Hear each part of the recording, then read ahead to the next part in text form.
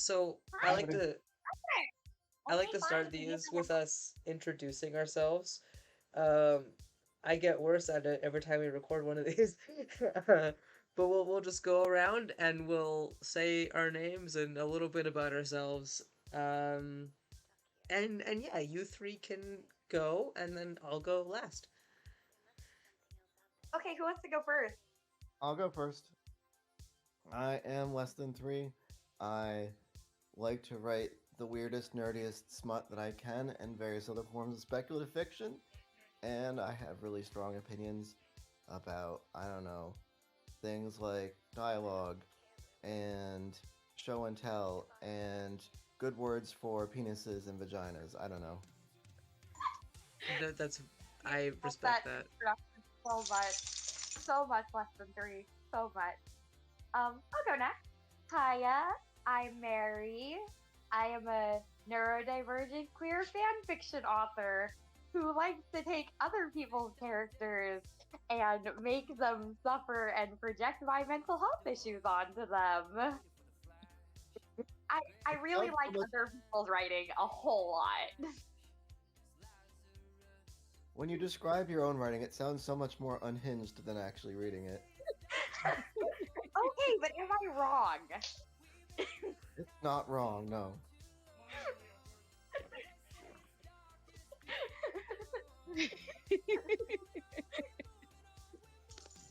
Just because I do it well doesn't mean it's not unhinged as a concept. Okay, next up. Okay, so I guess it's my turn. It is your turn. Hey, Talk last. Kayla, I'm the keeper. I like to read and write. Um, Currently working on a book right now called Amped Up. It's got smut in it, and it's got adventure and all kinds of good stuff. And that's about it. Cool. I mean, that's really all a book needs. Adventure? Adventure Smut and smut. Okay, Yeah, more than that, but yeah, those are very good things. yeah. Those are some making for a good book. Russell introduces himself. I'm gonna pop over and try and wake up my brother. Yeah. Okay. So yeah, you're not missing much, Mary. So I'm Saul, or Solomon if you want to be formal with me, or Solizzi if you only know of my writing, and I I wouldn't say I'm unhinged, but I write some pretty fucked up stories that usually have happy endings. And really good That is a character good question. moments. Your stories have really good character moments. Thank you. Yes, pretty larger than life characters in general. I should have Your something character finished very, very soon. Oh, you. Yeah. Let me give you belly rubs. Let me give you belly. Okay. And Okay, also run a away from draw, me. I guess, as you can. I mean, I'm drawing on stream, so it's kind of doesn't need to be said. That's about it for What? me.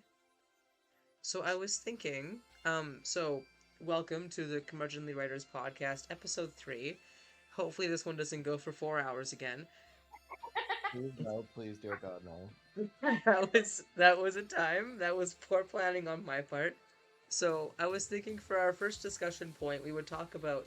So this episode is about representation in fiction, which is a broad topic because that's a lot of things.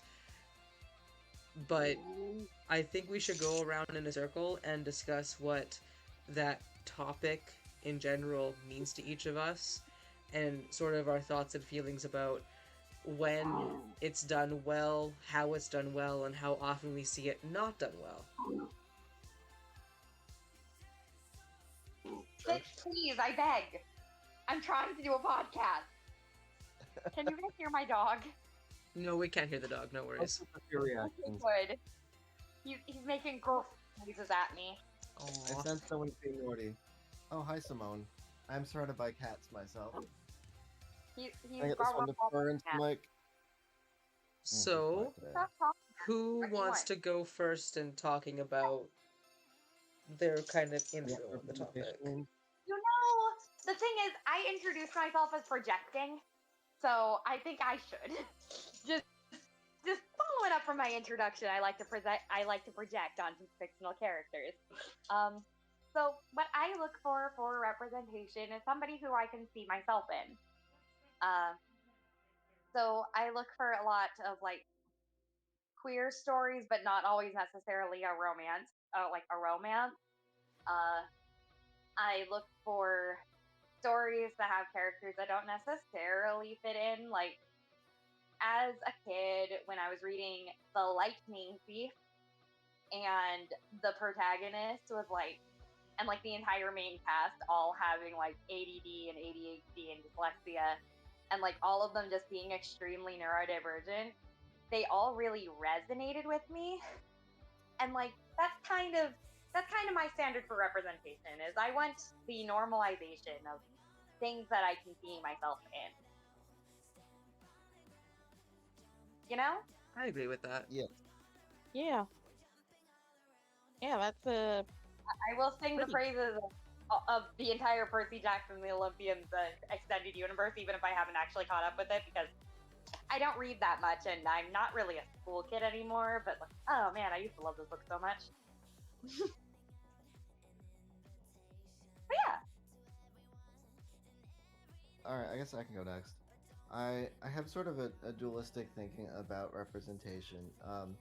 I am, autistic myself, but in other regards, I see myself as extremely privileged, and I'm always like hoping to learn from the media I consume and just from the folks around me. And so I have sort of two goals when I'm writing a character that that represents some particular demographic that I don't see much of.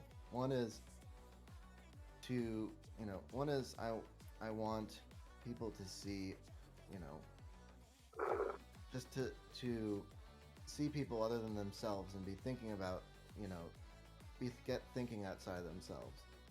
And I want people who read my character, who is oftentimes, they can relate to this character in a way that I can't. But my goal is sort of to through research and asking around about things, uh, you know, to represent experiences, like not just have the person see like, oh, that person has my skin color or that person has my religion, but also like this person has the consequences of those things. They experience what I've had to put up with, or or the joys that I experienced, the good and the bad. that's pretty fair, like representation standard. yeah. Ties So into my thinking as well, but I won't okay, expand on that yet. sure. Okay. So I guess it's my turn. Yeah, go for it. Yeah. Your turn. Like Mary said, I tend to look for characters that I can identify with. As far as a lot of representation goes, characters that look like me. I'm Black and Filipina. I have brown skin and everything, so I look for um characters who look like me. Um, I look for like relationships. One of the things I've noticed a lot of is I see a lot in relationships when it comes to interracial couples. I see a lot of black man with white woman, but I don't see a lot of white man with black woman. And I look for that because my husband is white, and I want to see more couples that look like that. And so, yeah, Can I so make I. a recommendation? Hmm? Can I make a recommendation for a show real quick? Because What's like what you that? were saying, like the first two seasons of DC's The Flash are extremely good, and that has what you're looking for in like a couple from what you just described, Iris and Oh, Barry, because they okay. made the they casted the West family as all being black. So anyways, Okay. it's like kind of only tangentially related. Also, I love Iris West, but also just like show recommendation, but only the first two seasons because it really goes downhill from there. The Flash. I'll take a look at it. All for 2 seasons. Um, I didn't continue. It's like people told me you should check out Supernatural 1 through 4. Like, you immediately gave me numbers. I know something's gonna go wrong after this. Actually, it's What 1 through 3, Yeah, but it is. also don't worry about it. DC TV Yeah, 1 shows, through 3 is about right. but I think the problem with the DC TV shows is that like Arrow got really, really dark, and a lot of people praised it for it. So they start like dipping everything to make it look like Arrow, Oh. and like the Flash should not have the same vibe as Arrow. It's No, about shit. Barry freaking Allen. He can't dark and gritty. It doesn't work. But no, I think what Keeper said makes a lot of sense, right? Because the whole point of representation is that you kind of can relate to it. Yeah. And it's Yeah, not just about one person, but about an experience, which, for instance, a relationship. yeah. And the kind of things that you go through. I mean, me and my husband have been lucky in that we haven't had a lot of issues, encountered a lot of issues, but there have been times where we've walked into a place and gotten looks. Mm. Um, yeah, and things like that. And it'd be nice to make people more aware of things like the kind, like you said, the consequences that people face because of the demographic that they're a part of. Um, and so I like to see a lot of representation in that. And yeah, mostly I look for characters I can identify with, characters that look like my family, my friends, my loved ones. You know, um, yeah, that's basically what I'm looking for in representation. Yeah. Yeah, okay. Your turn, Saul. Oh, the dreaded. Sorry, my voice is a little bit gruff today. I had like a massive sore throat yesterday, and I'm not fully recovered, but I'm alright. um, this is such a loaded topic for me because I like seeing representation that reminds me of people that I care about, especially. I realize that my own experiences aren't exactly all encompassing. And if I'm honest, I rarely see characters that I see myself in fiction, even when it comes to like fictional trans men. One, they're incredibly rare, but even amongst the ones that I have found, I still rarely actually see myself in those characters. It's almost impossible.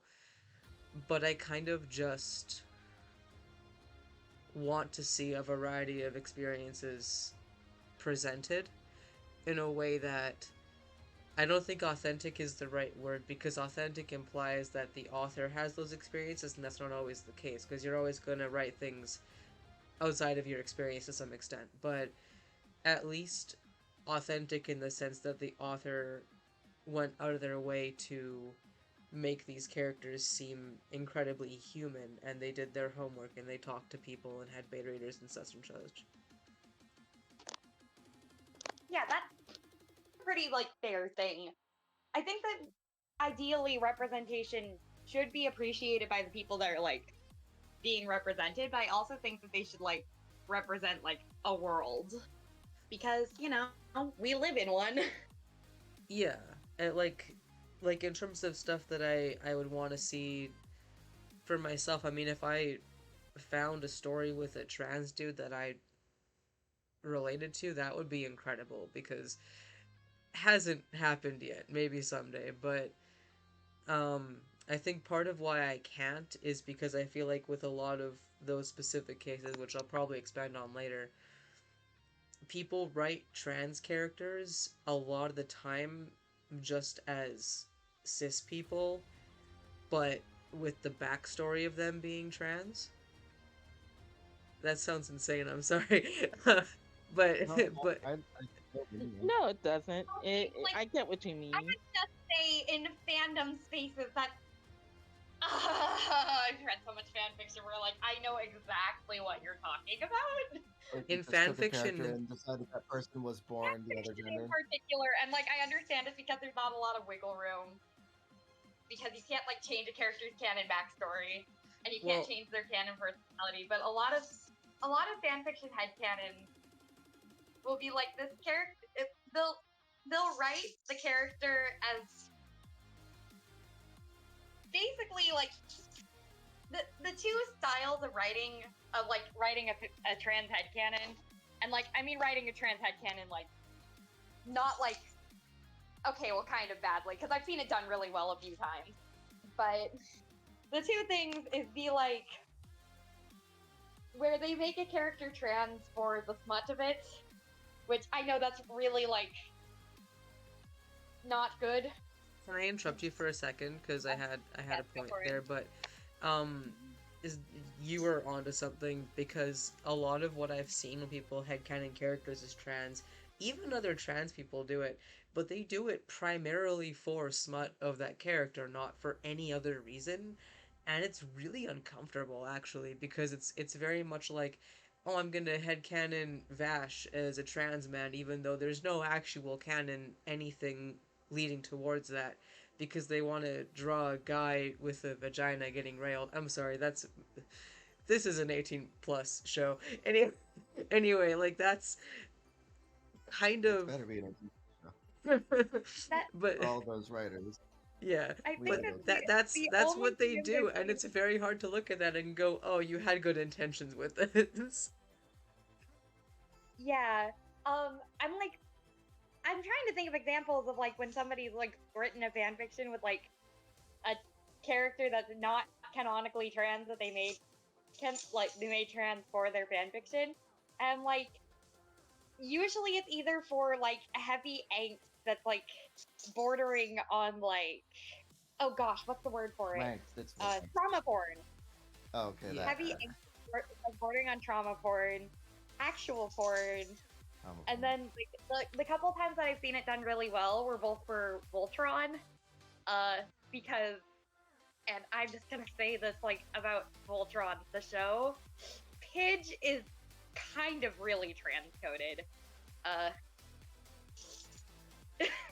Yeah. and so Well, people will just casually be like, Pidge, this girl who had to pretend to be a guy to get into the space academy that has female students. Hmm. So a lot Well, of people are yeah. like, wait a second, Pidge spent like a significant portion of the story pretending to be a guy for essentially no reason that we can identify as an audience.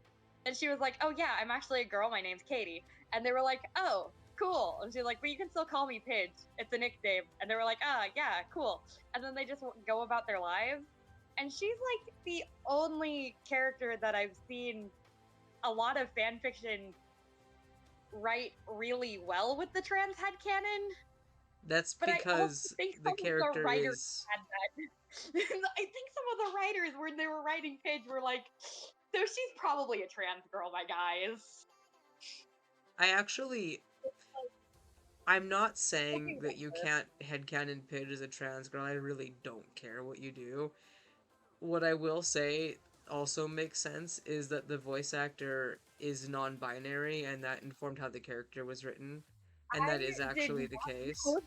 I Yeah, did no, the not know voice actor for that. Pidge is non-binary. Good And for them. it makes a lot of sense that the character would be too, but I'll talk more about this stuff later. This is a tangent, I'm sorry. Um, Sorry. but all I meant to ADHD say, podcast. all I really meant to say is I feel like with representation, and this extends past just trans rep, it extends to any kind of representation.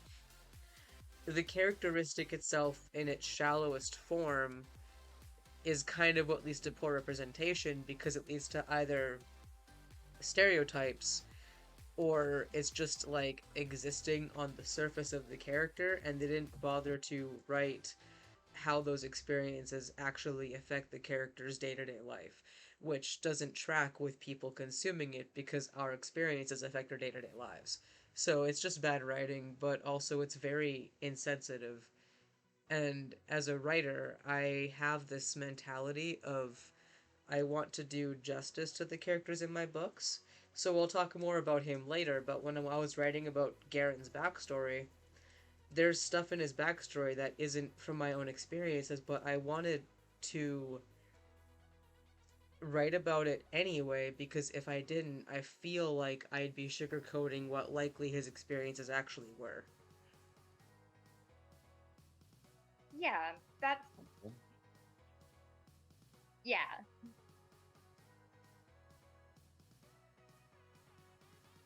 Yeah, that makes sense. So yeah, So should we get into The yeah. our meat. individual pick? Into the The meat, potatoes. Oh meat hell and yeah. potatoes. So the potatoes. I did kind of give us a bit of a game plan for this.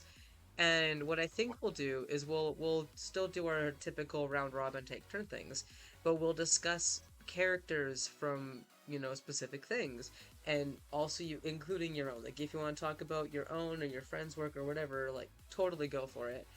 And you can talk about these characters and how the writer handled the representation of them or how they were handled and what you liked or didn't like or whatnot. And we'll go with that. I have mine separated into topics. We'll probably do 3 rounds of going between each other. So, who wants to go first? I can go first. DJ? I do Alright. want to say we're gonna want to try and see if we can, like, if it even makes sense to time box these to something like 4 minutes, just so the math is mathing. Oh yeah, no, But if we start going on tangents, we'll sort of be like, okay, let's move on to the next thing. That makes total sense. Yeah. okay, Okay. sure. So my first pick is the character Lilith from Lilith's Brood. This is a book I've been reading just recently. I think Saul saw a bit of my commentary in one of the channels. Her name is Lilith Ayapo, and we meet her in this post-apocalyptic future setting. Most of humanity has gotten blown the fuck up. She is one of the survivors, and uh, all of these survivors are being made to, let me check my notes here, interbreed with alien rescuers to avoid extinction. It's certainly a book that leans heavy in some very interesting directions, and it's not smut, but it definitely has some vaguely smutty scenes. Um, the aliens are called the Wonkali. They look maybe a little bit like Dr. Zoidberg is the vibe I'm getting from them, and they've chosen Lilith to mentor the others and sort of help kickstart the process of getting them ready to live on Earth again. This alliance that she has with them grants her privileges, like she gets souped up a bit so she's stronger and more resistant to damage, but at the same time it makes her intensely marginalized among the rest of the humans. And that's before we take into account their other prejudices, because Lilith is black, she is a woman from the South United States, and Ooh. what she puts up with a woman becomes very quickly clear because removed from civilization, humans descend into raping and murdering again, except the aliens are intervening. Um, she ends up having to protect herself and her friends, and everyone looks at her, as both treasonous but also questionable in like all these other subtle ways. They complain about how strong and masculine they think she is, and questioning if her partner is gay and she's secretly a man just because she's literally stronger than them. She's stronger than them because she has to be to survive. But um, and she's also the first one who's sort of experiencing like motherhood and all these other complicated things while dealing with these childlike humans. So she has to work through a lot, and I really enjoyed sort of the perspectives you get from her. She I sounds really, like a phenomenal character. she's very fun. She has like, I mean, I guess like mostly very relatable perspectives, but the situations, of course, that and I should say this is Octavia Butler. She concocts some really wondrous and bizarre scenarios, and so Lilith goes through all this and becomes like a very seasoned, kind of cynical person, but like is also intensely nurturing and caring about because like she has to be. she's been put in this position that she has to be.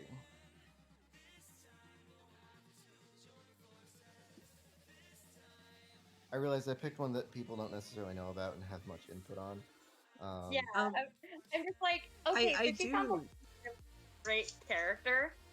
I do think that there's not, at the very least, like, not that I've seen, so definitely not in, like, mainstream of women who the world kind of defeminizes, although this is an issue that I've heard of and, you know, kind of experienced from being somebody who might be being a sapphic person who hangs around a lot of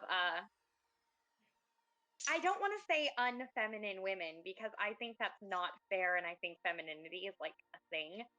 But a lot of my friends are considered very masculine by, you know, just existing and not being like delicate little white girl flowers. Yeah. Because like almost every time somebody does it is because of skin color. Yes. Like, she Um, definitely experiences misogynoir, where people think specific things about her womanhood because she's also tall and black skinned. yeah. And like, see, as you're describing her, and I don't know what this character looks like, but I'm not imagining like a manly person. I'm No, imagining I don't like, either. you know, I'm just like imagining a lady. Also, the name Lilith is just super pretty, and that's just like that's completely unrelated to anything we're talking about. But Lilith is a pretty name. I agree. But it sounds like she is. Can I ask if the writer happens to be a woman? Yes, Octavia Butler is a black woman. Okay. Yeah, like that sounds like the kind of person who would portray that in and would Yes, be and- so like I- that does sound like being written from experience. And it sounds like she's a very likable character, even if you're not part of that group. Which Yeah, I am aware of this vicarious through GJ. I think I heard Keeper about to say something a few times. Oh think- no, I was gonna say, oh, that Okay. explains why it touches on a lot of topics that kind of like they do resonate with me and whatnot. Like being a black woman and trying to put up with a lot of things, you know, and whatnot. Yeah.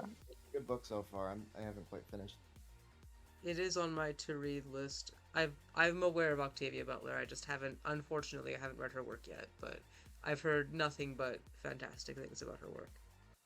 it Yeah, sounds there's a like very- at the very least has a phenomenal character writing. This doesn't sound like the kind of book that I'd personally be interested in, but like it does sound like it has phenomenal character writing. So Oh, this sounds right up my alley. She has yeah, some that's kind famous of quotes. alley. I'm just like I don't know. I'd like that premise, but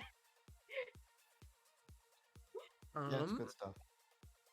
So after DJ, who wanted to go for their first round? I can. Or Okay. unless you want to. Keeper, Keeper? do you want to? Let Keeper go, and Um, then Yeah, so is this about characters that we like, or characters? Can it be about characters that we don't like as they're represented? oh can be yeah, both. either or. What you do Honestly, and don't if you like. want to talk about Um, stuff you don't like, go for it. Okay, there are two characters. The first one is one that for the longest time I didn't like. Oh God, I forget what his name is. The Black Green Lantern in the animated DC series, the Justice League series. Jon Stewart? John Stewart, that's his name. Now, for the longest time, I hated him because he was a portrayal. He felt like the stereotypical portrayal of the angry black man. He was always angry, always critical, always this. Oh, I mean, he seemed like he was like this negative stereotype of black men, and I didn't like him. And I couldn't really explain it very well why. And then eventually I spoke with my husband about it because he actually likes John Stewart. And I I'm like, also well, really like Jon Stewart. I'm just like, when you brought him up, I was just like, Jon Stewart? Right. Yeah, I didn't like him He's like because he's like the secondary emotional balance of the Justice League, though. Like he's very much like a really empathetic person. Okay, continue um though. You but continue. I didn't like him because he was always angry. And black men are always tend to be over portrayed as angry. And it's one thing to be angry with the system and whatnot, but to always have this boiling rage under them when in that and to have that anger be their only defining trait, that pisses me off because uh, there is more to a black man than just anger and anger at the system. Um, they have hobbies, they have people they love and care about, they have so many things. They're just people like everybody else. And so I didn't like always seeing that representation of um, angry black man. So that always pisses me off whenever I see that representation. But my opinion has changed a bit because I sat down and talked with my husband about it because he he understood why Jon Stewart upset me, but he had been trying to figure out how to explain Jon Stewart, and the way he explained Jon Stewart was he's a military man who's used to doing things a particular way, and he's among a bunch of people who don't do things a particular way, and that's going to get to him in that's going to get to him. Uh, he's not an angry black man just to be an angry black man. He gets upset with the way some people go about doing things without giving much consideration for the consequences of their actions and whatnot. And I was like, okay. And so while my opinion has changed somewhat, I still feel like it would be nice if he was more than just angry. I Um, have to ask, have you seen Justice League of America? Because I know that you're probably talking about the first season of Justice League Unlimited. I've watched I think it was Justice League of America, but I can't be sure. My husband Okay. has all the DC cartoons and whatnot, and he watches them every now and then. I listen, but he With always comes off as angry, and I wish I that they would do more than just anger for him. I grew up on the Justice League cartoon, Justice League Unlimited and Justice League of America. Justice League Unlimited was the longer running one. I think it had like 3 seasons. And he has a whole character arc that he's very standoffish because he doesn't trust people. And he kind of learns to trust people. And there's a whole thing, alternative Wally West dies, and so everyone gets really protective of Wally. Basically, John is really empathetic, and he has a really hard time, like, expressing it to people. And so, like, he and Wally are foils, and then he and Shira are foils. And gosh, I haven't watched the show in a long time. But basically, he's kind of taught that he's not supposed to express things. And so he doesn't know how, and then, like, he's taught that he has, like, the military thing, where he's a veteran, he has to deal with freaking Shira.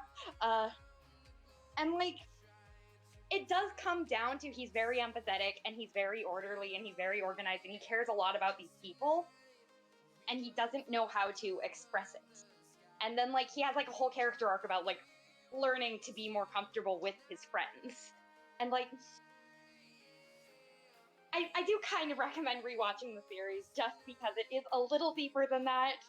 Like, of course, like, they probably do have, like, they obviously are leaning on stereotypes because I'm sure that the comics were. Because, you know, comics are not notorious for being sensitive with any marginalized group. May DC's, I like, gotten slightly interject? better at it. You can.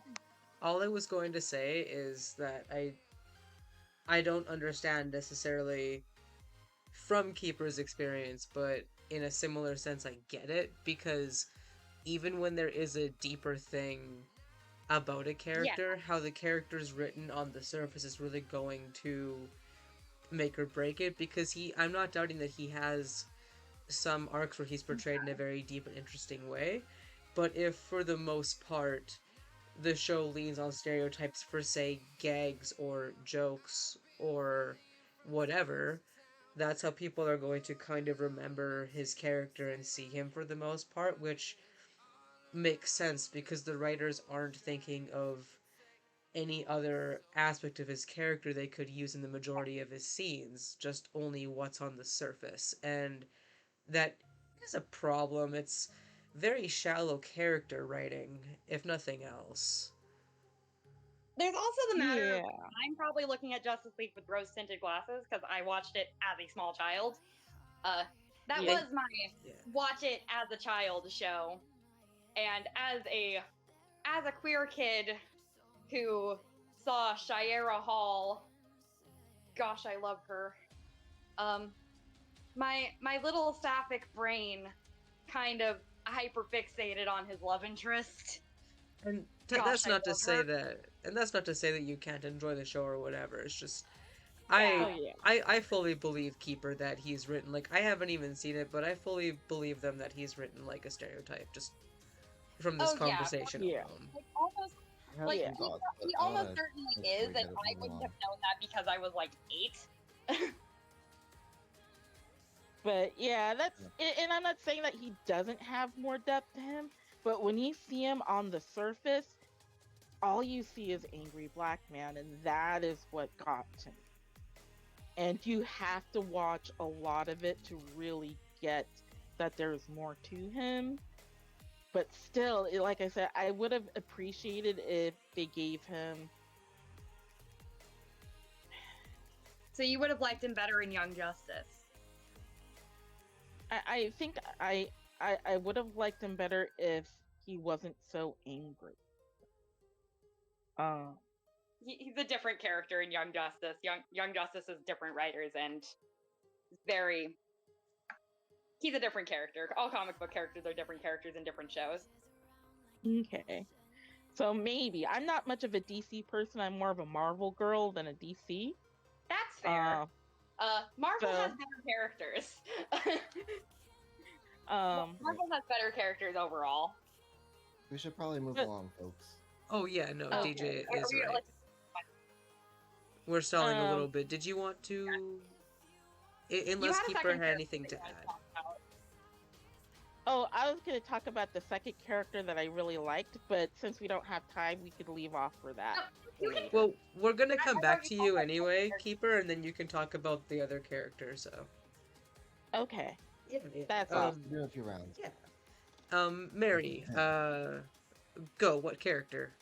Discuss. Rain from the Owl House, best non-binary character I've ever seen in my entire freaking life. So Rain does a few things right. So first off, like and I know that like you were talking about like trans representation, like how they'll basically write them as cis. One of the first things I really like about Rain is that they don't ever call attention to the fact that Rain's non-binary. It's just, this is Rain. They're non-binary. Also, they're a bard, and that's the important thing, is that Rain is a freaking amazing musician. And also a badass. But another thing that I really like about Rain, aside from the Owl House just being really good, I could have picked any Owl House character, actually. They're all just extremely good. But in Mouth Syndrome. Actually, Saul, I'm gonna have us move to you because I can't talk. Okay. Well, we'll come back to you, and then you can discuss. So. I've already made myself look like a terrible. I've already made myself look really bad, so I can't word. Off. It's okay. It happens sometimes. So. What happens for Tom? For my first one, I wanted to break my topic set down into 3 different topics for presentation. So for the first one, I wanted to talk about racial representation in fiction. And I wanted to talk specifically because I watched it semi-recently, the live-action Little Mermaid, and then also a little bit about Annette in Castlevania Nocturne. And mainly I wanted to mention Ariel, one, because of just the sheer amount of, like, shitstorm that came from that casting. But when it actually came down to the movie is fantastic. And Halle did an amazing job with the character. And I don't know, I almost wonder if some of that died down after the movie came out. Not that it wasn't bullshit beforehand, but then quick talk on the idea of race blind casting.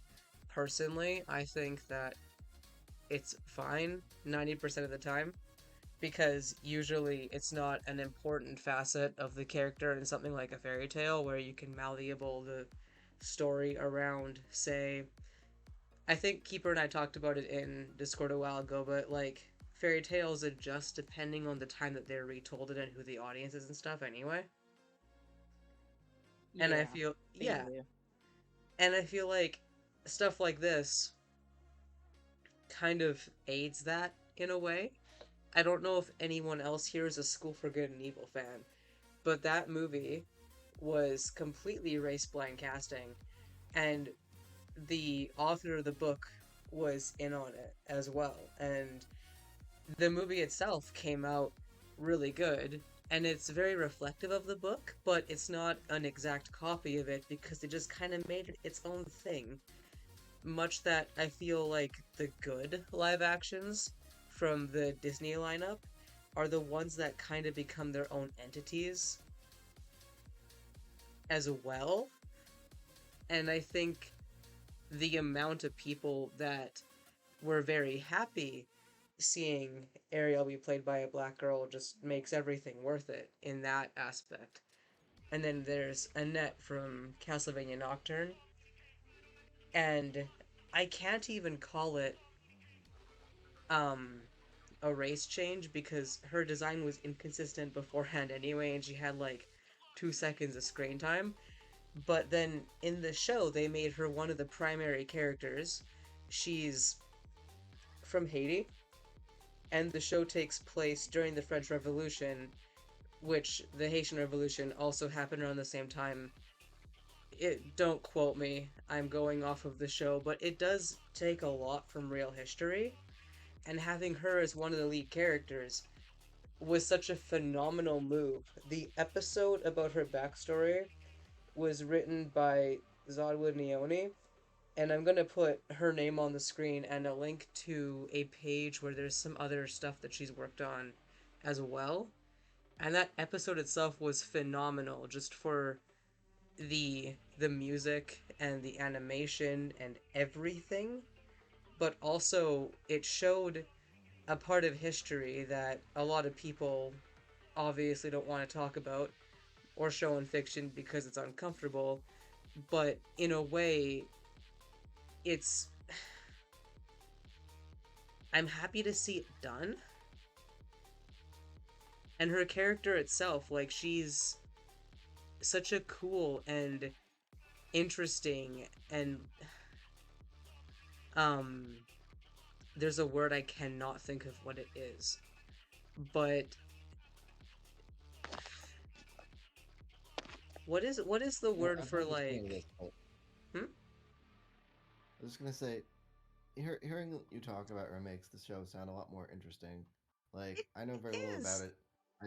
I associate it with like, pasty white guys with fangs. What, no, Castlevania Netflix? Goodness no. I haven't seen any of it, so I don't know anything. um no, they made an effort for sure with Castlevania to be a lot more inclusive with the cast, and it paid off very well. Um I can't think of the word I'm thinking of, but she is a very exciting character to follow with a very intense backstory that ties to real history that honestly should probably get some more airtime, and I'm just so here for it. If you're gonna watch Cool. the show, just go in there knowing it deals with some very traumatic stuff, but it's definitely worth it, I think.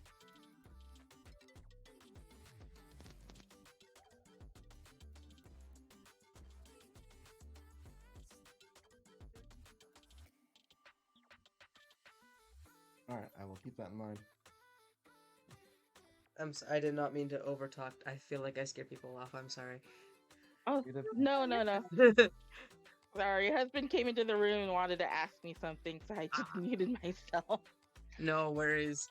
Um, but my main takeaway from these two characters, or from this topic in general, is I feel like in multiple cases that I've seen, um I feel like altering a character's race for a different telling of a story, I feel like it has led to better results and better stories than I think we would have had if they just like tried to stick so sternly to the original. I feel like altering it in some cases is kind of necessary. I also think that unless you're changing the original to a different medium, you probably do want to make changes because otherwise you're just retelling the exact same story in the exact same way. And why in the world would you do that? Uh, like, even like outside of representation, because like obviously representation is the topic here, but if you're just remaking, say, The Little Mermaid shot for shot, then there's no point in remaking The Little Mermaid because it already exists. If you're remaking The Little Mermaid and casting, her last name's Barry, right? Or is it Bailey? Bailey. Halle Bailey. Halle Bailey? Yeah. Okay. Yeah. Sorry. There's another actress that's also named Halle and then has a really similar last name. It's Storm. So From my X-Men. brain is like, is it Halle Berry or is it Halle Bailey? People actually No, got no, confused no, about that you- at first. Because those names are so similar, and some news outlets got it wrong. But what were you gonna And, say, like, Mary? some little- anyways, there's a lot of changes that were made to the Little Mermaid live action that were like really, really good. Like, there's things like her and Eric, they kind of show like actual non-verbal bonding. Like they do things like they point out like star maps and stuff together, which is really cool because that's not something you need to talk to do. And like they kind of like showed it better. It also Caribbean fashion, which you know you gotta love the Caribbean, and like it added things. There's a lot to add to the Little Mermaid just to enhance the story. Which, like, obviously, this is what you were saying, but like, I think generally speaking, if you're going to remake or adapt something, you do need to make changes. Like, keep the core story. Obviously, it's about this mermaid girl who collects human things and is like, dang, kind of want to go learn more about these humans that I'm fascinated with. And then I she mean, goes and does I'd argue that is that the story of the Little Mermaid. It's more complicated than that, but that's the story of the Little Mermaid, and that's the important stuff. I'd argue that at its core, it's about a young girl who wants to be able to explore the world on her own terms and feels stifled by her father's kind of overprotectiveness of her, which is why so many people relate to it very well. And I don't think that the character needs to be a specific ethnicity to tell that story, which Yeah. She doesn't need to be a particular ethnicity to tell that story. Also, side note, I've listened to the adaptation songs, and like, why is her singing so good? That's why they picked Why her. is so good Yeah. at singing.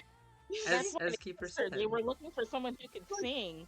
You And when they literally, heard her you sing, they were like, yeah. like, ah! I just did start a tell me tangent how about good her singing is. but that was a yeah. tangent. but yeah, no, Keeper's right. They picked her because she could sing the part very well, and that's obviously hugely important. She fits the character. That is the important part of the character, is that she's Yeah, girl's got like pipes. I'm sorry, go ahead. No, I finished what I was saying. Go continue.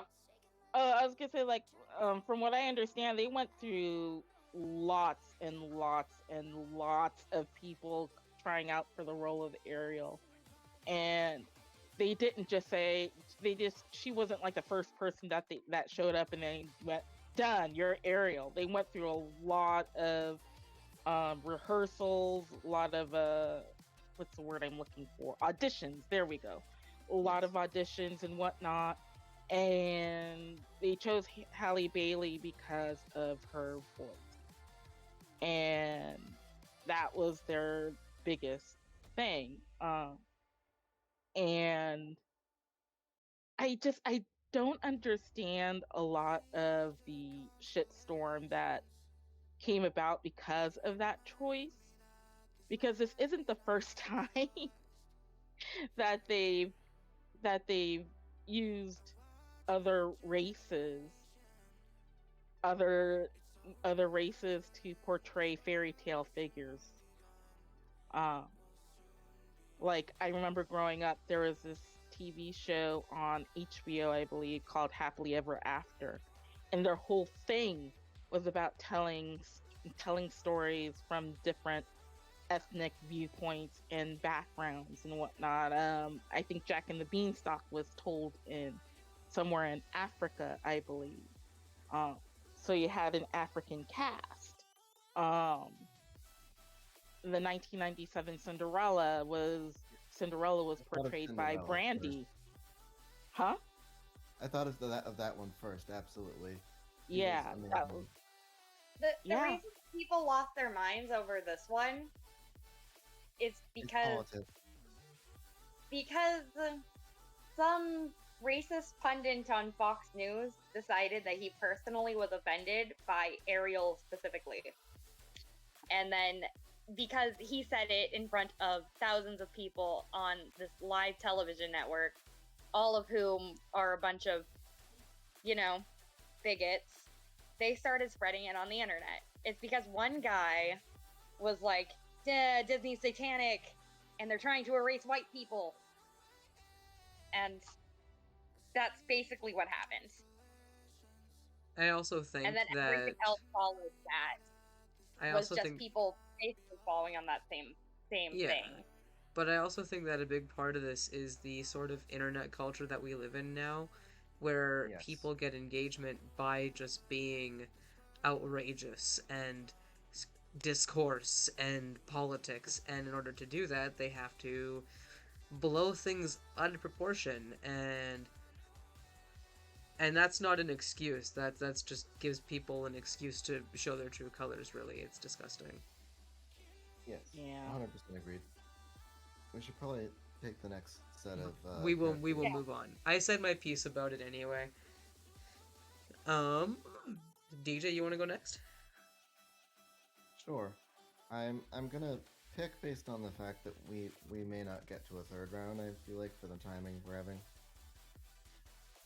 Um, so gonna skip talking about my own characters for the moment. I wanted to talk a little bit about She-Ra and the Princesses of Power, and specifically Princess Entrapta. Um, I'm sure some of you have seen this and have strong opinions of your own or just general sentiments. I've watched Entrapta, the like, whole thing. undeniably, is a pretty awesome character. She is very capable. She, manages to have some clearly feminine interests, some very cutesy things, but is also, like, both extremely just generally capable, like, as an engineer, as, in a fight or in a whatever, and is very oddly-gendered to my mind. Like, her very, like, clearly coded autism distinctly affects her presentation and how she looks at the world and, how she comes off to people. I felt like she has very strong ace vibes. Like, you know, I'm not sure exactly where in the spectrum, but, like, she doesn't seem like someone who has normal kinds of, like, uh, preferences or romantic attachments. And when she does form a bond that, to my mind, had some, kind of romantic overtones, um, it's with the one person that everyone else hates, and it freaks them the fuck out because her evaluation criteria for a partner is very different from everyone else's. She likes someone that is on her level, that she, clicks with technically, who has, shared project interests. She wants to do big things, and so does he. And the so those are all kind of to my mind pluses. We loved Entrapta. We were very quickly sold on her as a character. My spouse also, like, has very passionate feelings about this. I could probably find you the link. She has, Em was featured in a podcast at one point talking about about one of Entrapta's episodes. Um, in the If you first find season. the link, I'll post it in the description of this video when I upload it. Yeah. At any rate, um, but the flip side of this is that Entrapta gets kind of the shit end of the stick in season 5, and it's kind of, I guess, inevitable from her character arc. She's presented as being autistic almost to the point of psychopathy. Like, she is one of those people who is very drawn in by the possibilities and the power that a piece of technology holds, and can, potentially be distracted from the world-crushing consequences that it could have, depending on, any number of factors. And so by the end, everyone, like, she spends, like, I think most of season 4 in isolation, and um, when she's finally reunited with everyone, everyone has this huge grudge because of what she's done, and they don't seem very interested in understanding why, let alone taking accountability for having dumped her in the enemy's hands in the first place. So, um, and she kind of just accepts this. Like, first of all, we see gratuitous demonstrations of how she's redeemable and what her friendship with the good guys means to her, but also at the end she kind of just like accepts their judgment and moves on, and it was a little bit hard to see. So I have a very different opinion on Entrapta, and like maybe Sure. this is slightly different as She-Ra continues because I never finished the show. But when I saw Entrapta and everyone was being super duper excited about how autistic she's supposed to be, I was sitting there being like, she seems very, very leaning into the autistic people are technologically minded and childish stereotype. And like, she's a girl, so that does make her slightly less of the stereotype. But I was like, I'm just sitting there being like, this is another almost childish autistic character who only understands technology and doesn't connect with people. And like, I understand that, like, yes, that is like a thing that autistic people do have trouble connecting with people. That is just kind of a fact.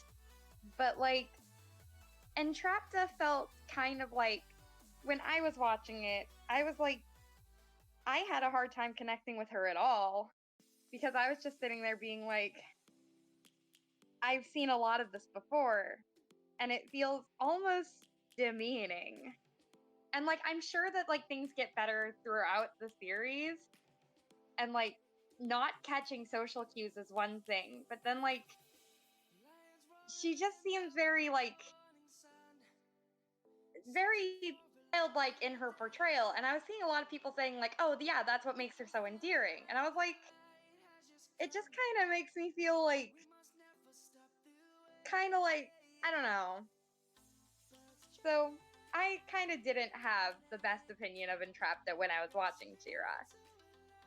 And I had a really hard time talking about that with my friends because like a lot of other people were like, yeah, Entrapta's like the best representation. And I'm just sitting there being like, she's literally going to get people killed and being cutesy about it. That's kind of sending a. And then like when she turns to the bad guys, and like I know that a lot of She-Ra's thing is that like bad guys are also like redeemable, and I will die for Scorpia, but it just felt kind of, I don't know. It was a little like uncomfortable and felt a little insensitive. I will But that's say, you have to personally. understand Hordak from season 5. Like, there is development for him that you haven't seen. Yeah, I did drop She-Ra because I was having a hard time with the abusive dynamic between Catra and Adora that I'm sure gets better. I'm sure that they both learn and recover, but I had a really hard time watching it because I was like, this is too relatable, and I feel like the show's trying to get me to root for them, and I'm just sitting there being like, I've been there, and I want Adora to get away, and I want Catra to never speak to her again. Um, I'm gonna like speak in I need to. defense of She-Ra a little bit because I have watched the entire thing partially because Kat really loves it, and there were parts I didn't like a whole lot. Sure, I don't really care for the Adora Catra ship. However, I understand it and I don't like disrespect it. I just personally don't connect to it. I like Sure. Catra as a character very much, and I also like Entrapta. I think part of this is that these characters were antagonists in the original She-Ra, and they basically rewrote She-Ra and made it a much more interesting and diverse cast, but they still kept kind of the core of the story the same, which meant that Entrapta and Catra still had to be antagonists, at least up until the very end. So I can see how in translation that might cause some weird story beats, but I also understand that like Catra herself was raised in an abusive situation and they just have kind of a complicated friendship slash relationship, and also Catra is grappling with her own sexuality, which is why she's lashing out at Adora, and Entrapta is incredibly autistic and also an incredibly interesting character, and it's almost that like her idea of morality doesn't align with anyone else's idea of morality, partially because she's autistic, and that also makes Yeah, sense. that is very true. The black and white thinking, and I will say in response to Mary, like, I I I don't disagree with anything you said. Some people are not gonna like her as a representation, and like, if she was the only autistic person I could see on television, I would see that as a problem. Yes, I will say in her case, it's maybe a case of I'm gonna support autistic people's rights and also their wrongs, I and al- she is a yeah. Yeah, flawed character, I and that's also I also do want to say, along with that, before we move on to the next person, because no stalling, but I do think it's important, as much as we want to have diverse heroes, we also should have diverse villains. Because if you only portray marginalized groups sanctimoniously, you still lean into stereotypes that are also harmful for those groups. yeah. yes, That's like That's a good that's point. true. she certainly accomplishes being an edgy autistic. Whether or not she thinks of it that way. Keeper, do you want to go next? Yeah, sure. So another character I want to talk about is actually from my best friend's book, and I really love her. Her name is Rose.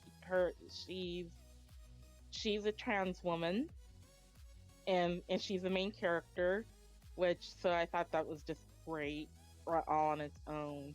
Um, and basically, it's about a woman who starts off. Um, she couldn't go on HRT because of some kind of a genetic condition or something like that. And her family just totally rejected her for being trans. Um, and she's like, it starts off with her on a bridge about to kill herself, and she's stopped by an entity who says, well, if you decide to live, would you accept, I have a gift for you. She's like, okay. She's got nothing left to lose. She knows she can make the decision to not live later on if this turns out to be this crazy, just non thing. If it's um not helpful. yeah, if it's not helpful or if it turns out to be nothing at all. um and she takes the gift, and it turns out that the gift that this person has for her is the body that she's always wanted. um and the feminine body that she's always wanted. And the way it happens is very dramatic, kind of like, she collapses and she's taken to the hospital, and people are trying to figure out exactly what the hell happened to her. But before they can figure out and analyze her or whatnot, she is taken by a secret organization that hides the secret of the paranormal and the mythological from the rest of society. and they're like, yeah, you're an anomaly. Um, you encountered an entity called Chaos, and he made you an anomaly. And usually he does a lot of things like give people powers and whatnot. But they're like, you seem harmless, so we're gonna let you go back into society after we wipe your memories um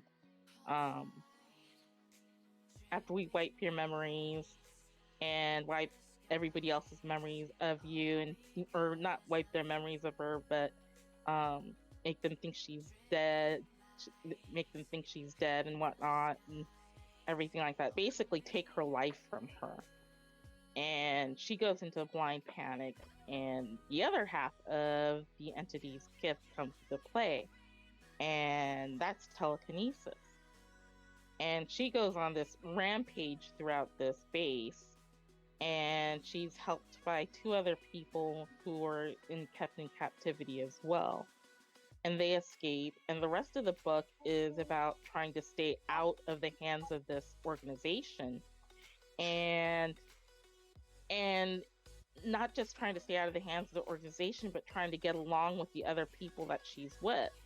Um, like she butts heads with the male character that helps her get out. She butts heads with them a lot. Um, and she's still trying to figure out who she is. She knows she's female. That's about all. Her sexuality, her opinions on certain things and whatnot. She doesn't really understand a lot of who she is yet. Um, and I really liked her because she wasn't. I liked her and her story because it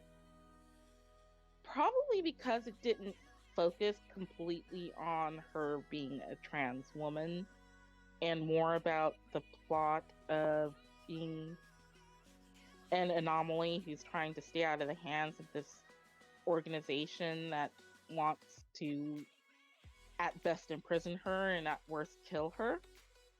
But it does talk about things um like that, the challenges she faces and whatnot as a trans woman.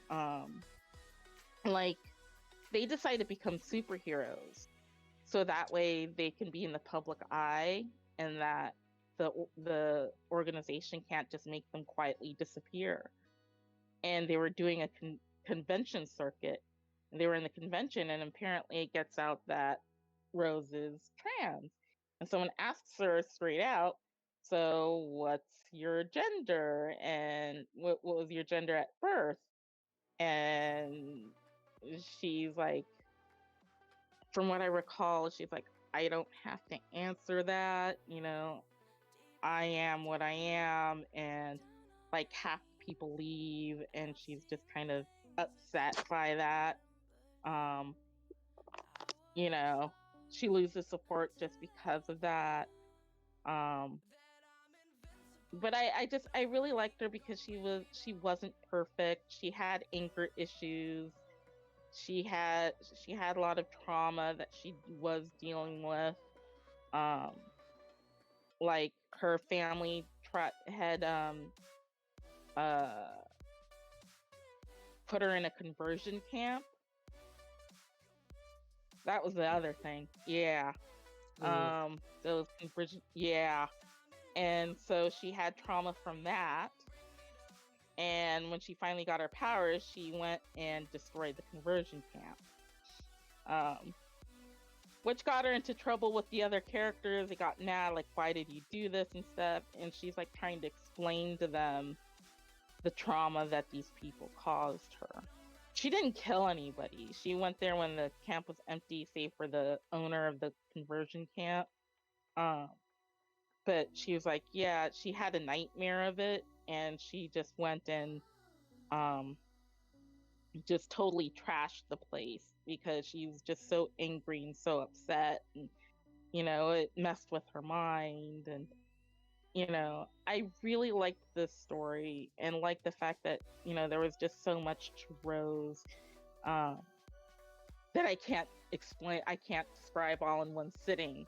Uh, Sounds very like true to life, and also at times very cathartic. yeah. Like, who It wouldn't want to does burn down that sound camp? it does sound like one of those wish fulfillment superhero stories that's just very fun to read because you can just kind of tell that that's like one of those things. It's like the author's like, ah, dang, this would be so nice, and so they put it to the page, and then the readers are like, oh, dang, this would be so nice. So Yeah. it But sounds like when you said that they decide to become superheroes, I was like, ah, there it is.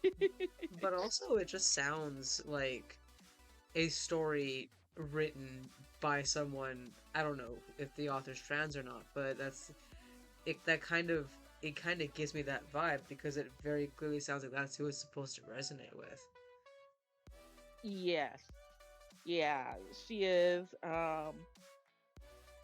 She writes under a pen name because she doesn't want to out herself, as it were, because Has, she's has she published she's this book? I would very much like to read it, actually. I yeah. absolutely would That's like to read this. This sounds very up my alley. the Yeah, sad part I is think every it might time be we a talk fun about this book story. to people, they say they want to read it, they love the concept, but we have been trying to get her published for the last 2 years, and a lot of the replies that we get are the writing is good, even great, but it's just not a good fit. And we can't figure out why. And the only thing we can figure out is that Because it's, it's super duper queer.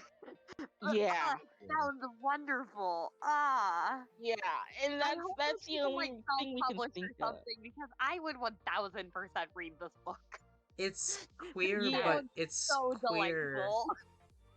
It's queer, but it's queer in a way where it's not really written to appeal to a cishet audience. It's written for queer people. It sounds so yeah, fun. This sounds like one yeah. of It those is. fun little wish fulfillment stories that I kind of just love reading. Actually, But It if is a you really fun story. face. What do you um want? but Keeper, if you want to drop her pen name, we can definitely post that in video in the description where people will want to go like check her out if she posts stuff Oh, anywhere. yeah. Her name is Moira Baird. The pen name that she uses is Moira Baird. She's written a few articles on LGBT plus issues and whatnot. She has a website called Moira's Sanctuary, um, which also has a tidbit, a sneak peek of her novel on it. So if you wanted to, if you want the website address, I can give you that at the end of the Oh, for show if sure. you want I to will. post it. Yeah, I will definitely share that around. Yeah. Um, yeah, the more who know about it, the better, because I think, you know, there's an audience for this book. Oh, Yes, And we for think the the sure. reason why, do. and we think we both think she's getting rejected because people think they're either afraid to take the chance on Rose, or they think there's no audience. Um, Yeah. and Oh, and I I want to show them yeah. there is an audience for this book, and Rose is worth taking a chance on. This sounds like such a fun book. I really, really hope she can get it published. Yeah, so Right. do I. Because, like, the audience is in this podcast right now. It's in the room with us. And the demographic, like, we write to this. I certainly write toward this. I think it's all similar. Oh, yeah, something like that. I'll talk about that after Keeper's done, though. Okay. Yeah, sorry I took so long trying to get through that. I was like, how do I portray Rose in the best way that I can, that I love, the Oh, reason that I love her so much. I don't was worry just sitting about there it. thinking, We try to keep sorry. these reasonably timed, but I do understand that sometimes we just need to talk about things for a bit. Yeah, sorry about that. Okay. Um, so for my next point, I'll talk about transness, and I'll quick shout out before I talk about the main thing that I want to talk about being my own characters. But if you've seen um into Across the Spider-Verse, Spider-Gwen is a pretty good representation of a trans experience, and there's a lot of writers for this, so I'm going to be putting them up on the like screen post editing somewhere around here, people who work on writing for this movie. But basically the scene where she talks about what it's like to live a double life to her father, it's written like a coming out scene, and the screen turns into the trans flag. And I was sitting in that theater, and I almost had like a meltdown. It was actually very, I wasn't expecting it. It was very intense.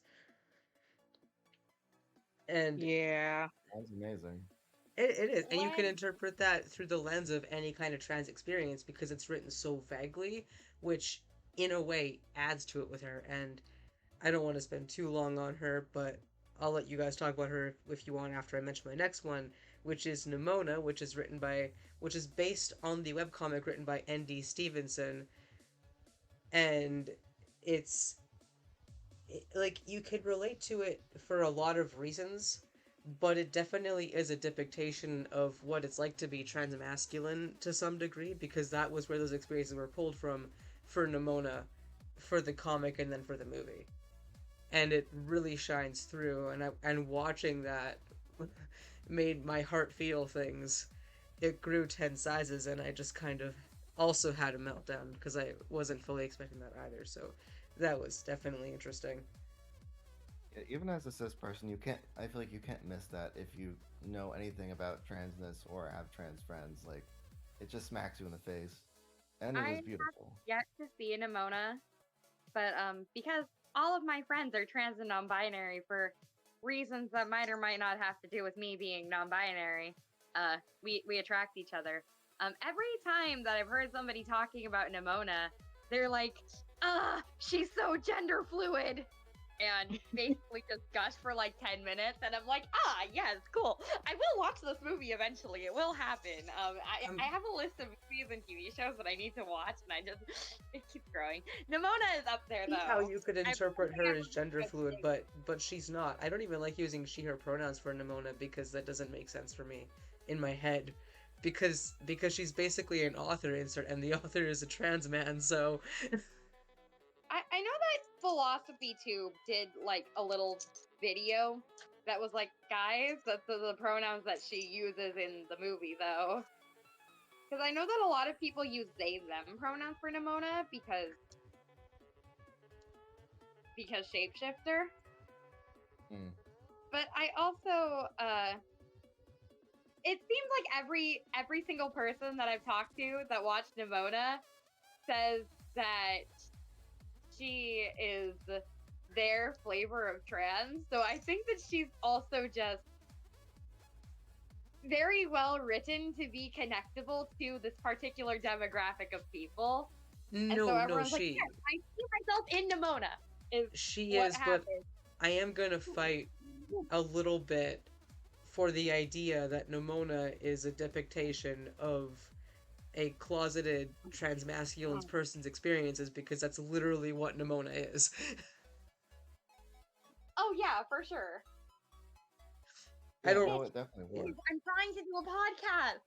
Can you Um, stop? I beg. but Sorry, my dog is trying to cover my microphone. um, dogs.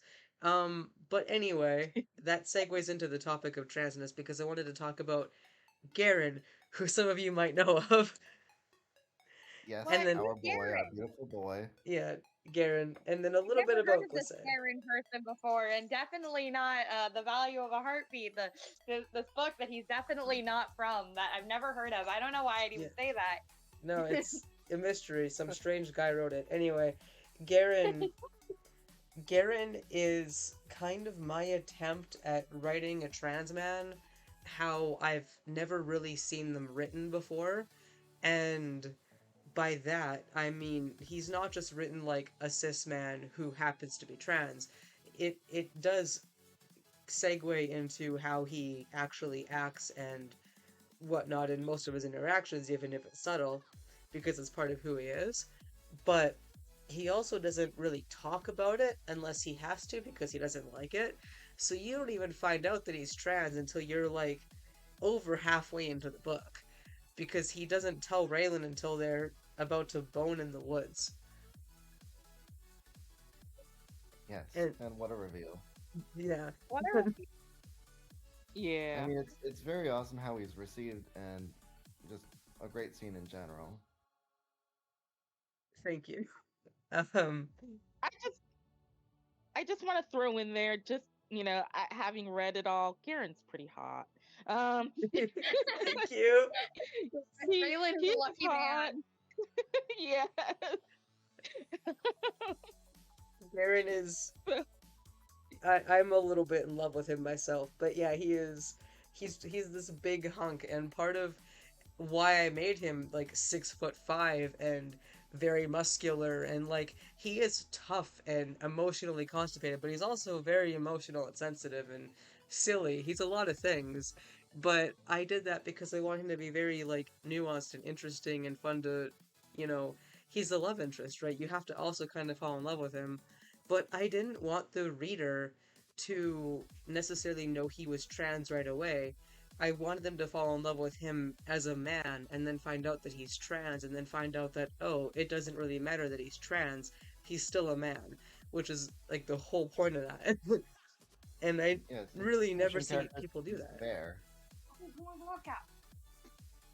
Um, Glacé's a little different. It's omnipresent in Glacé's story from start to finish, and Glacé represents a different kind of transmasculine experience than Glacé or than Garen's, because Glacé isn't necessarily as masculine presenting.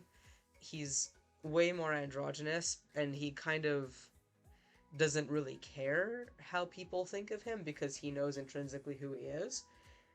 But also, he has a lot. I mean, they both have lots of trauma, but they have trauma in different areas.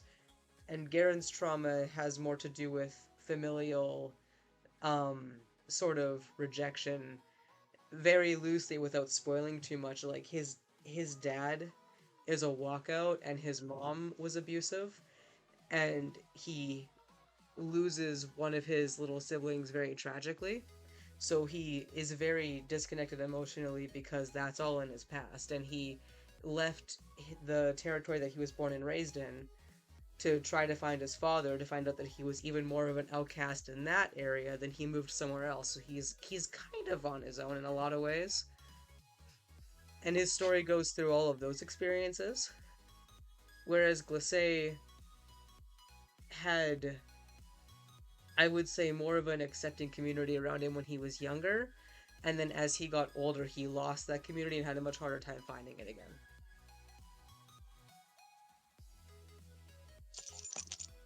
Yeah, Glacé is hard to read. I mean, he's spot on. He's just hard to read. Yeah, I made that one intentionally very heavy, but I part of how I wrote Garen, and Garen's is intersectional too because Garen is also implied to be autistic, and he's also biracial, and also he's a trans man. And Glacé is part of a different kind of socially oppressed group as well as being trans. So I had to tie all that in a way for these characters in a way that hopefully feels very natural to how they navigate the world. But I wanted to actually go into their things that were hard to experience because it's something we talked about kind of in private, but I do feel like portraying people with marginalized experiences with sort of rose tinted glasses or sugarcoating it kind of leaves people with the impression that those experiences aren't as painful as they actually are in reality, and I don't really like that very much.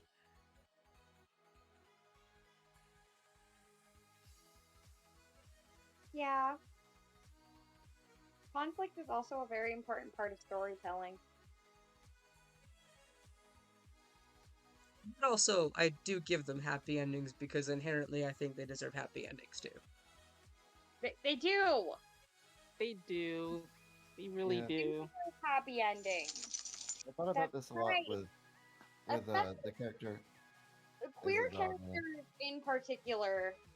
We all know the bury your gays trope, uh, and the Hays Code, and how queer characters, if they were portrayed, were required to die by the end of the work. So Yeah. I am very in support of queer characters please surviving and having happy endings. That's all I want. DJ, you were gonna say something. Oh, I was gonna say I thought about the both the burying your gays thing and also the shiny happy gays tropes a lot with Sheldon because by nature of my writing, which is generally very smutty, it tends to sort of be jumping first towards the happy ending or happy middle at least, and um, as a result, like Sheldon hints at his past in quite a few places, but um, we the writing has still not gone deep into it yet. I've mostly had him sort of, I guess, exploring the optimistic future he sees ahead and talk more about the past and the skeletons in a queer person's closet with Aries, which is something I'll probably get into next time. I really like Aries. So quick mention, we are at 1 hour and 29 minutes. I do not want to keep people here later than they have to be here. Um, the very last thing I was going to talk about was autistic rep, and I can make that incredibly quick. So, if there's anything else any other characters you guys want to mention quick here? Percy Jackson. Specifically for autistic rep. For not For autistic, for any, but for myself, I had one that was going to do quickly, but my boy Percy Jackson. The first time I ever saw anyone who kind of resembled some of my experiences was Percy Jackson, who I later learned the reason why he's such a good portrayal of a neurodivergent teenager is because Rick Riordan was writing him based on a real neurodivergent teenager who couldn't find any books that had characters that he could relate to. So he was like, hey, you know what? I can write one. And it's so good. And every single character in Percy Jackson and the Olympians is just very much targeted to that kid Mary or kid anyone who just doesn't have neurodivergent people struggling with being a neurodivergent person functioning in a neurotypical world. And it's so good. I'm really bad at actually explaining why I like things. I'm sorry. Kind of also goes why I'm bad at criticizing things. But so Percy Jackson and everyone subsequently in Percy Jackson and Olympians also praising Rick Riordan for his writing. Nico D'Angelo is also one of the first gay characters that I've ever seen that wasn't a stereotype, and like I'm sure that's my personal exposure. But Nico D'Angelo being a normal person who was introduced based on his love of a card game rather than being like the flamboyant gay stereotype, love that for him. Even if he ends up becoming kind of an emo gay, my boy Nico.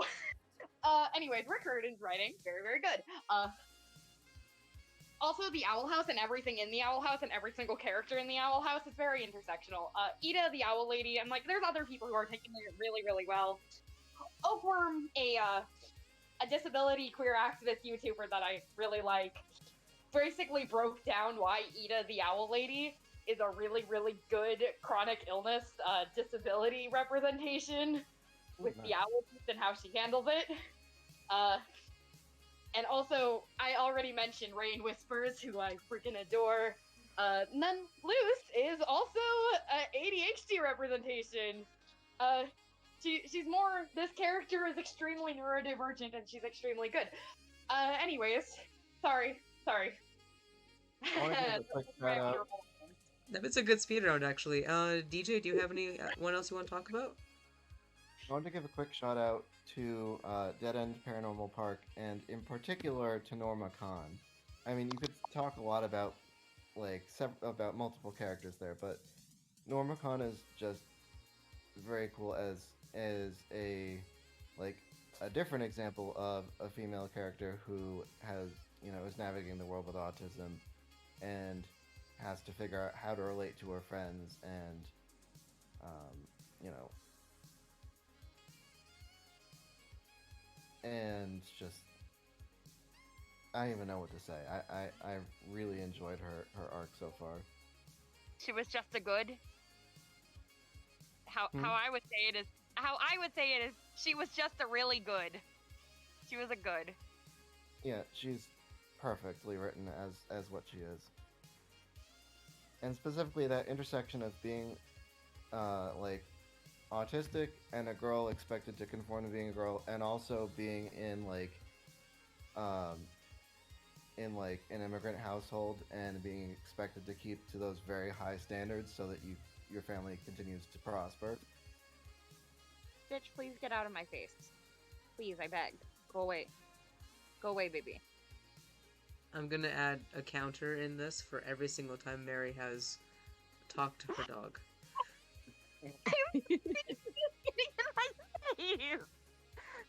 He's miserable and he needs to make it everyone else's problem. Also, I second Dead and Paranormal. That whole show is really good. Yes. I got very into it as well. Kat and I watched it together. Keeper, do you have anyone you want to talk about? Well, as far as like autistic representation, my best friend again, she's on the spectrum, and she has been debating whether to make Rose autistic, and I've been telling her you've got to because there isn't enough She representation for should. people on the spectrum, and A trans autistic superhero. Oh, I'm so here for that. She should. That sounds One so yeah. thing, good. one thing She that I would love to see should. more of is not just having the one autistic character on the screen, but the two of them who are different flavors of autism, and because like those interactions are a whole other like ball game from just showing that Oh. one person trying to relate to all their NT friends. Oh, Totally different DJ. experience. I'll quickly do my segue to talking about The Good Sister by Sally Hepworth for like 2 minutes, because that book has an autistic main character who's also a woman, and her love interest is an autistic man, and the whole story, badly summarized, is him kind of helping her become more independent so she can escape from her very manipulative sister's control over her. It's a very good book. This sounds like a very good book. I did a whole Sounds like a podcast good with book. someone talking about it.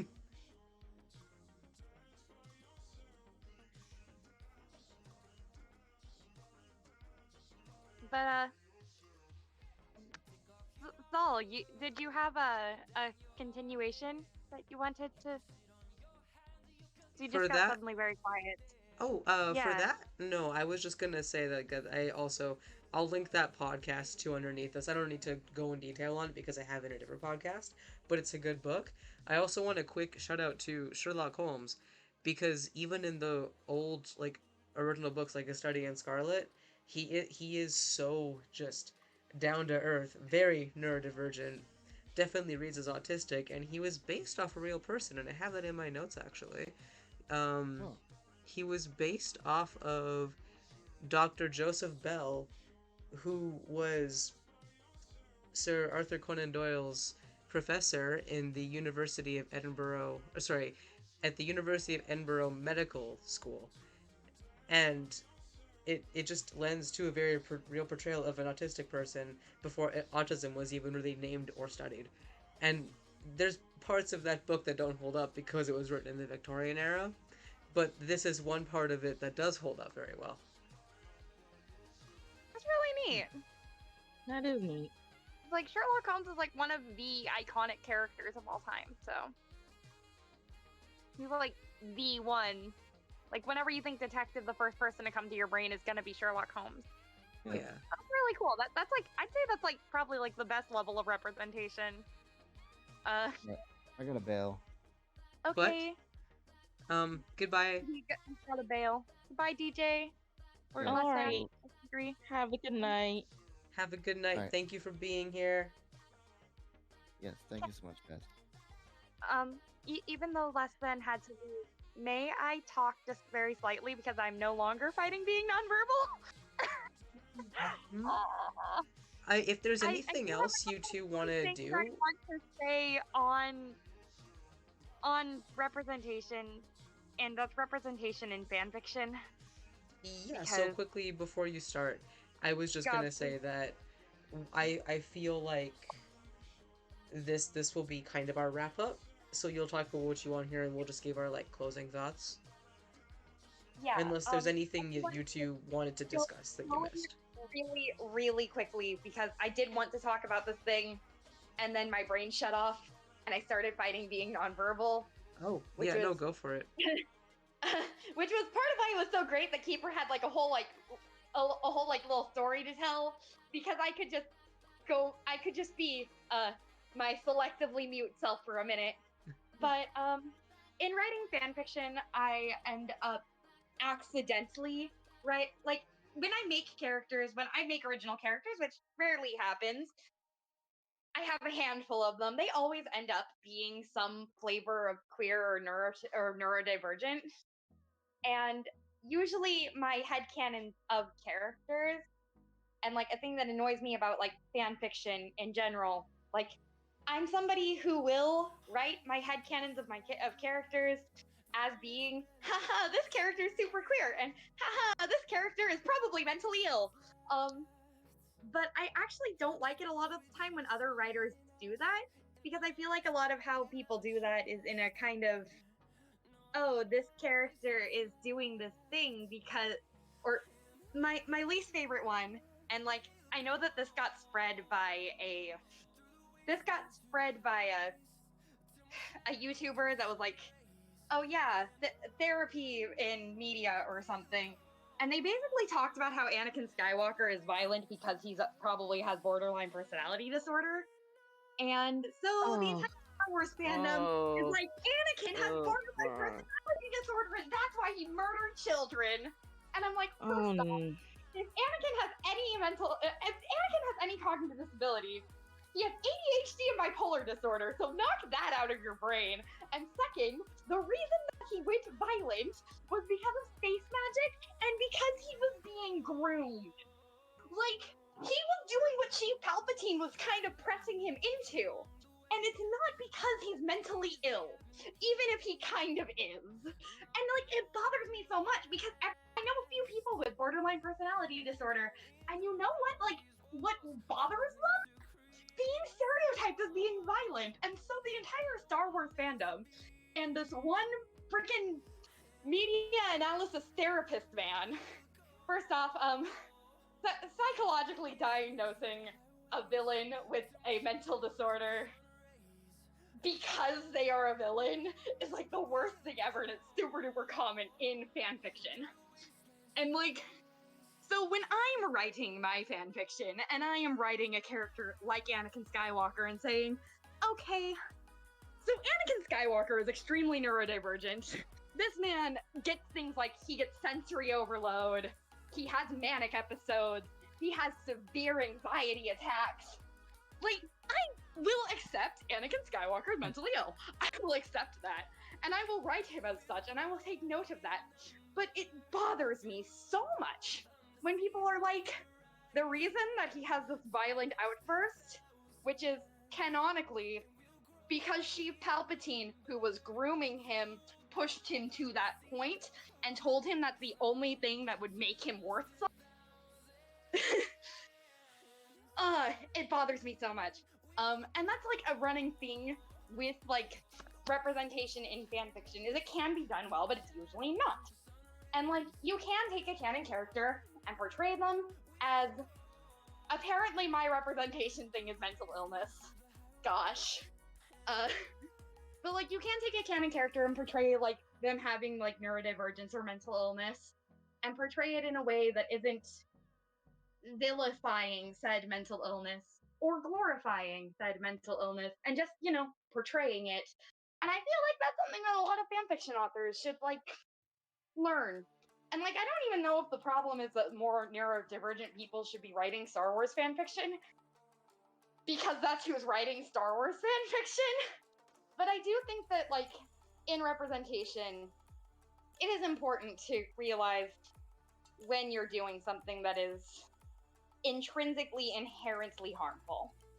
Anyways, I do write Anakin as having ADHD and bipolar disorder, because those are my things, and I see a lot of that in him, and I also refuse to write him as having borderline personality disorder, because it's been used so much as an excuse to be like, yeah, that's why he has violent outbursts, and I hate that. As With a fiery as an add-on, it's definitely not just a fanfic problem, it's a problem in media overall when it comes to mental health, for people to use it as ways to make things more dramatic or more shock value or to explain a villain's behavior. And a lot of the times people writing that aren't writing it from a place of empathy, they're writing it from a place of I would say a lack of understanding or ignorance towards what the condition actually is, or what living with it is actually like. Yeah. Fatal and, like, attraction is something that comes to mind when you say other forms of media and whatnot. Good point, yeah. hmm I really hate it when people especially use borderline personality disorder as a reason for why people are violent.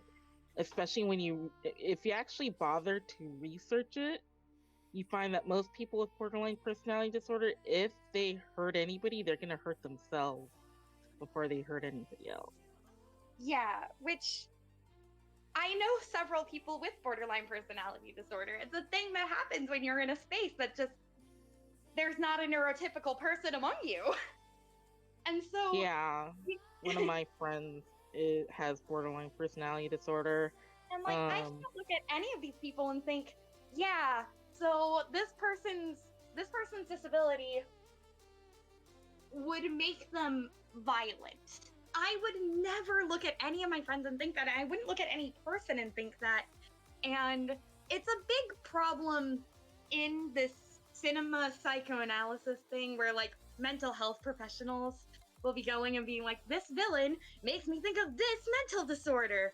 And it's very clickbaity. And I've seen it with characters other than Anakin Skywalker. It's just that I happen to be in the Star Wars fandom. And also Anakin is definitely neurodivergent. Like, I can't even dispute that. Nobody can like dispute that. But, like, it does really, really frustrate me that stereotype exists.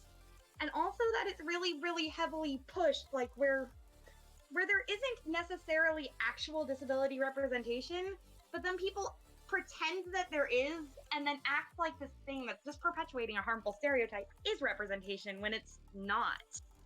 Like, a character who's not written as having a who's not written as having this thing, hell if I think that George Lucas even knew that borderline personality disorder was a thing when he wrote Anakin Skywalker.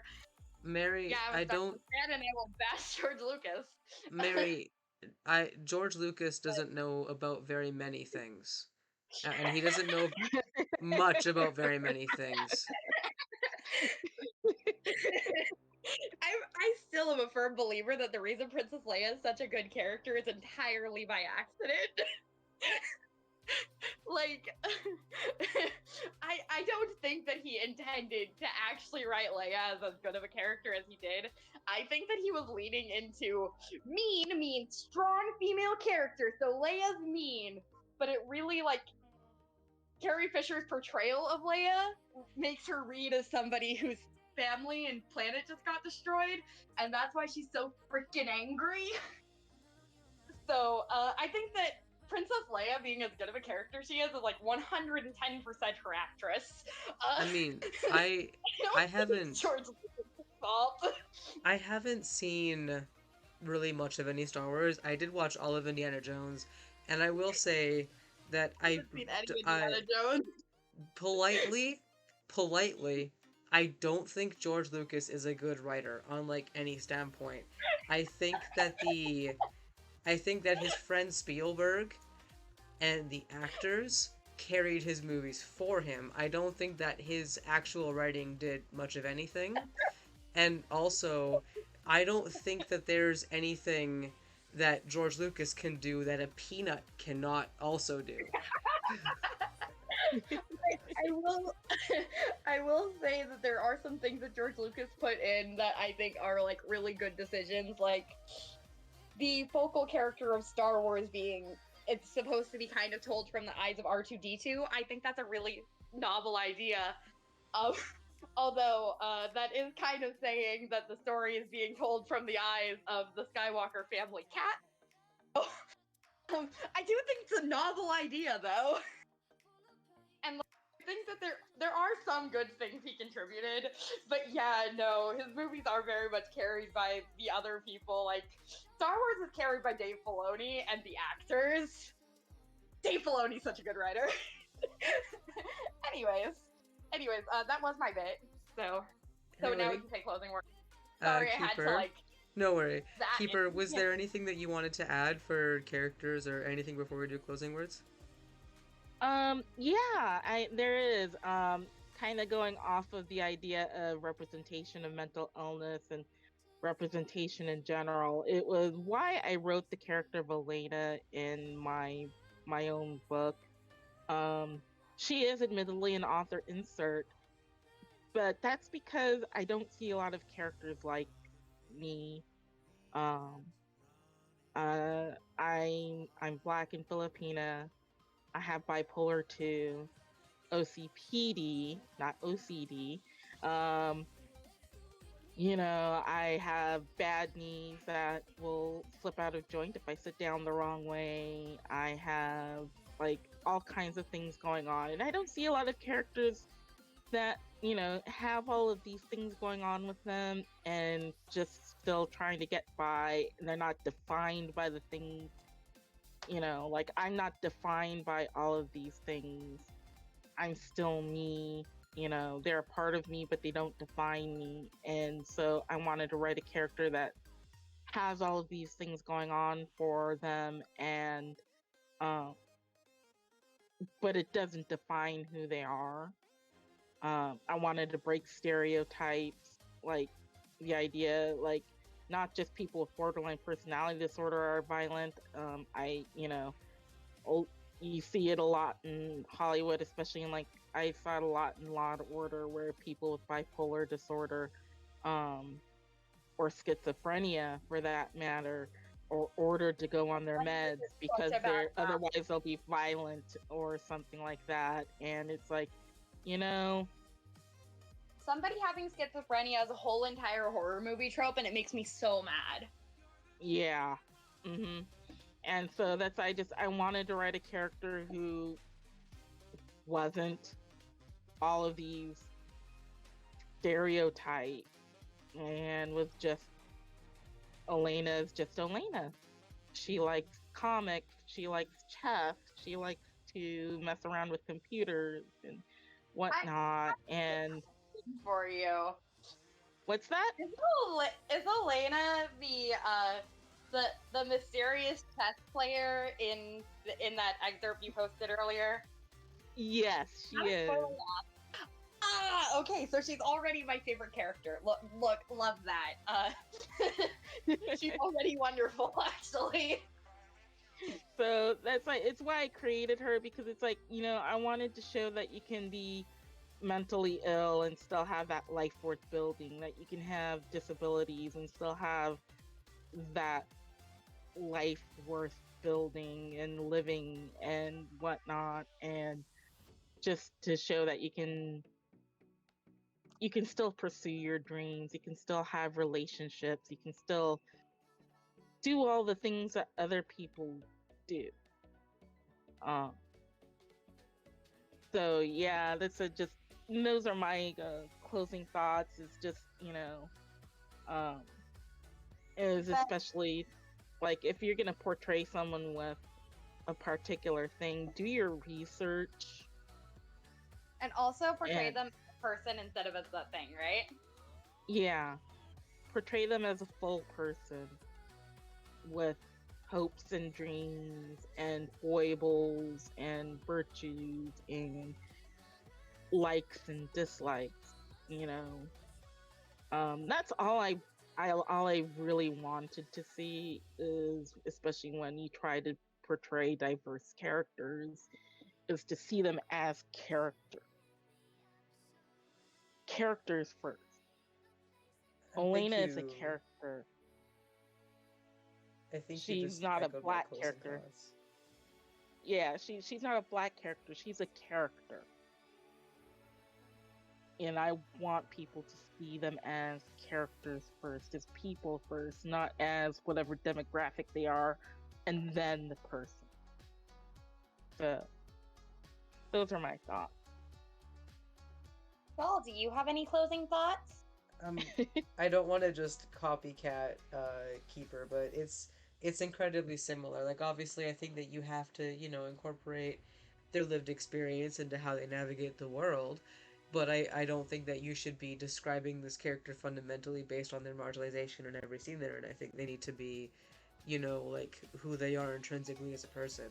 When I develop characters, I actually don't think about um, their identities very much at first. I think about like their core, like ideals. What do I need? What role does this character have to fit for this story?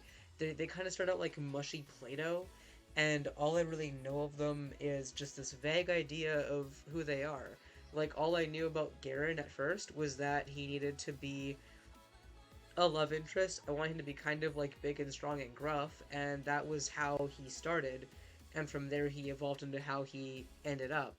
But it was just tiny, simple, small things, and then I incorporated everything else in there. But but like Keeper said, ultimately, I think they need to be read as people before they're read as what they represent.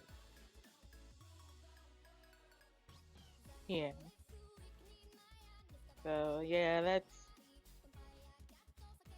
yeah. Any closing thoughts, Mary? Yeah, basically, I just think that generally your representation will be based how good your representation is gonna just be how much you want to write your character as a character instead of as a token. Um, I generally, when I'm on the rare occasion that I'm making OCs and writing OCs, they end up being some flavor of neurodivergent or queer, as I said, because that's just kind of how I know to write people.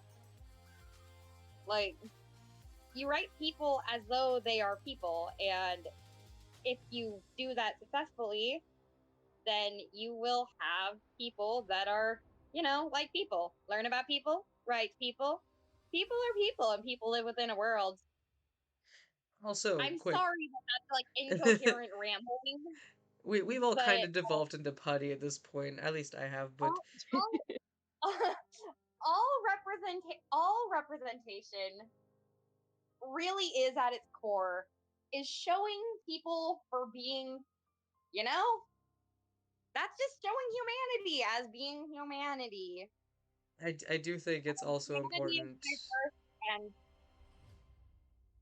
humanity is diverse, and if you want to accurately portray that, you need to do your research and you need to, you know, portray that.